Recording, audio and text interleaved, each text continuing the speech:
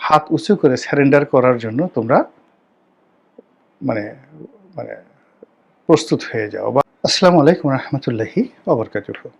সম্মানিত দর্শক, ক্যান্টনমেন্টের খবর কি, যেটিকে আমরা উত্তরপাড়া বলি, বিশেষ করে Dhaka cantonment, Savar cantonment, Comilla cantonment, Chittagong cantonment, এগুলোতে কি হচ্ছে, সেনাবাহিনীর মধ্যে কি ঘটছে এবং সেনাবাহিনীর মধ্যে যে বিরোধ, সেটি নিয়ে দেশের বাইরে থেকে ইউটিউবাররা, ফেসবুকাররা বা সামাজিক মাধ্যমে যাদের গত 1 বছর ধরে যথেষ্ট প্রভাব রয়েছে এবং এই সামাজিক মাধ্যম ব্যবহার করে অনেকে রীতিমতো কোনো একটি রাষ্ট্রের স্রষ্টা, কোনো একটি দেশের প্রধানমন্ত্রী কিংবা কিং মেকার হিসেবে ইতিমধ্যে যারা নিজেদেরকে মনে করেন এবং তাদের যারা লক্ষ লক্ষ ভক্ত অনুরাগী রয়েছেন, তারাও তাদেরকে ঠিক ওইভাবেই মনে করেন যে তারা অসাধ্য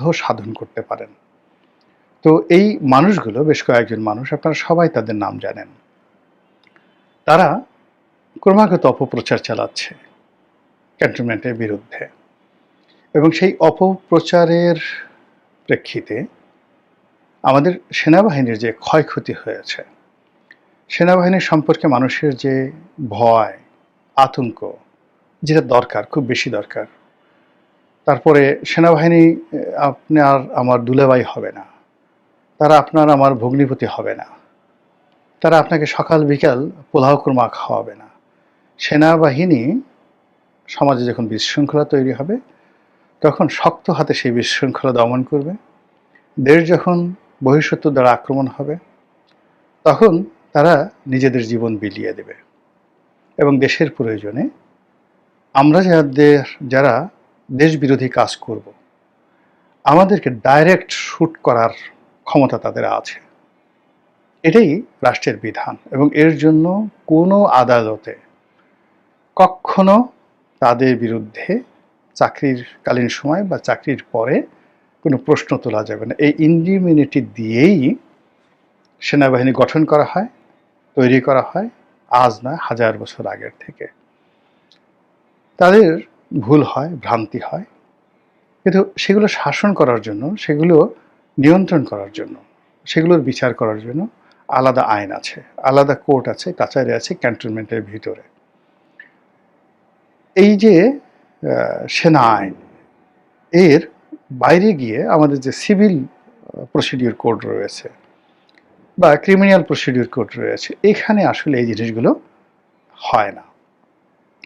এখন যে কাজটি করা হচ্ছে এই সময়টিতে, সেটা হলো ট্র্যাডিশনাল যে সেনা আইন, সেনাবাহিনীর সদস্যদের বিচার এবং তাদের জীবন আচরণ, তাদের কর্ম, তাদের অধিক্ষেত্র, তাদের বাসস্থান, সব কিছু রীতিমতো সিসিং ফাঁক করে দেওয়ার জন্য গত 1 বছর ধরে এই সামাজিক মাধ্যমে যে ক্রমাগত প্রচার, ক্রমাগত প্রোপাগান্ডা এবং যে ক্রমাগত যাকে বলা হয় উস্কানি চলছে, তার ফলে কি হলো, পরিপূর্ণ ম্যাজিস্ট্রেসি পাওয়ার নিয়ে সেনাবাহিনী গত 1 বছর ধরে মাঠে থাকা সত্ত্বেও তারা বলতে গেলে অনেকটা অসহায়ের মতো নীরব দর্শক হয়ে কিংবা পথচারী হয়ে টহল দিয়ে যাচ্ছে শুধু। কিন্তু আইনশৃঙ্খলা রক্ষা থেকে শুরু করে ঠিক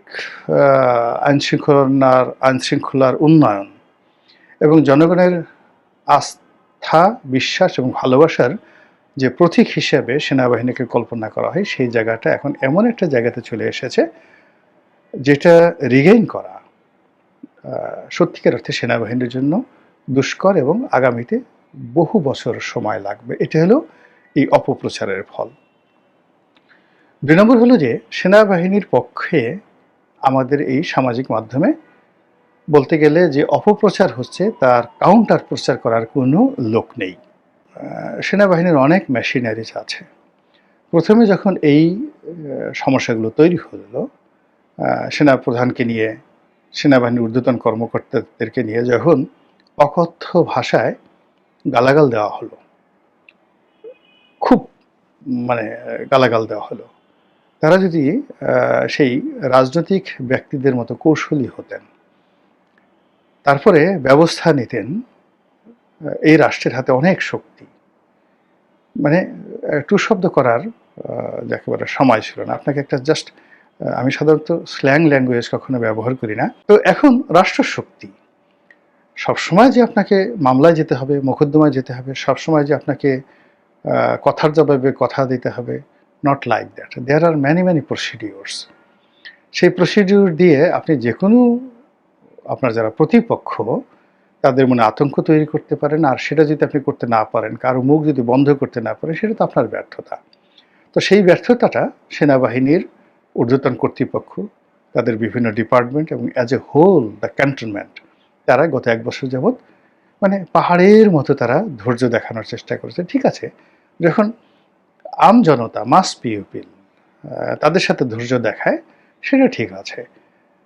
কিন্তু যখন পার্সন টু পার্সন, যখন কোনো একটা পার্সন ডিফেম করে বসে 2 লক্ষ বা 2.5 লক্ষ সদস্যের একটা বাহিনীকে, একজন সিঙ্গেল পার্সন, যখন সে 2 কোটি মানুষকে কনভিন্স করে ফেলছে একটা বক্তব্য দিয়ে, আর তখন বসে বসে তার আঙ্গুল চুষছে আর লেমন চুষ খাচ্ছে আর বলছে ইন্না লিল্লাহ লা ইলাহা ইল্লা আনতা সুবহানাকা ইন্নী কুনতু মিনাজ জালিমিন, কিংবা মনে মনে বলছে যে ওরা আমার সন্তানের মতো, ওরা আমার ভাইয়ের মতো, ওরা আমার পিতার মতো, তিনি আমার পিতার মতো, তিনি আমার বড় ভাইয়ের মতো, আমি বেয়াদবি করি কি করে, ভবিষ্যতে শিখবে, আল্লাহ তাকে হেদায়েত দান করুক।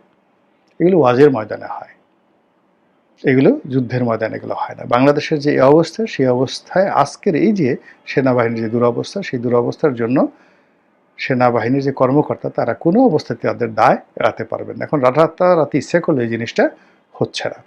ফলে কি হচ্ছে, সাধারণ মানুষের মধ্যে অস্থিরতা তৈরি হচ্ছে, আতঙ্ক তৈরি হচ্ছে, ব্যবসা বাণিজ্যে কেউ সিদ্ধান্ত নিতে পারছে না, সব জায়গাতে একটা ঢিলাঢালা অবস্থা। টিএনও সাহেব দায়িত্ব পালন করছেন না, ডিসি সাহেব দায়িত্ব পালন করতে পারছেন না, এসপি সাহেব ভয় পাচ্ছেন, জেলাতে একজন বিনিয়োগ করবে পারছে না, ঘুষের রেট বেড়ে গেছে। ছোট ছোট কর্মকর্তা, ইউনিয়ন পরিষদের সেই সচিব থেকে শুরু করে তহসিলদার পর্যন্ত, তারা সবাই এক একজনের মেজর জেনারেল হয়ে গেছেন, এক একজনের লেফটেন্যান্ট জেনারেল হয়ে গেছেন। এইরকম একটা যাকে বলা হয় ক্ষুদ্র ক্ষুদ্র সমাজের প্রত্যেকটা স্তরে এক একটা করে ফ্রাঙ্কেনস্টাইনের দানব তৈরি হয়ে গেছে। আর সেই দানব যখন তৈরি হয়ে সারা দেশে দানবীয় তাণ্ডব তৈরি করে ফেলেছে, তখন যখন সবচেয়ে পাওয়ার হাউস এই মুহূর্তে ক্যান্টনমেন্ট, সেনাবাহিনী, তো তাদেরকে যখন সরাসরি হিট করে কোনো মানুষ দুর্গন্ধ ছড়ায়, কোনো মানুষ যাকে বলা হয় এখানে নেতিবাচক খবর ছড়ায়, কোনো মানুষ একটার পর একটা বিভ্রান্তি ছড়ায়, তাহলে জমের ট্রেনে মানে আছে না যে মানুষের মুখে জয়, মানুষের মুখে ক্ষয়। আমরা কোথায় আছি, কোন অবস্থায় আছি, আগামীকাল কী হবে আমরা জানি না। এখনো পর্যন্ত আমাদের রাষ্ট্রের যতটুকু শক্তি অবশিষ্ট রয়েছে, আমাদের মধ্য থেকে যারা কর্তা ব্যক্তি, তারা যদি হুঁশে ফিরেন এবং তারা যদি সঠিক সময়ে সঠিক সিদ্ধান্ত নিতে পারেন, তাহলেই এই দেশ, এই জাতিকে রক্ষা করা সম্ভব। অন্যথায় কি হবে একমাত্র আল্লাহ ছাড়া কেউ জানেন না।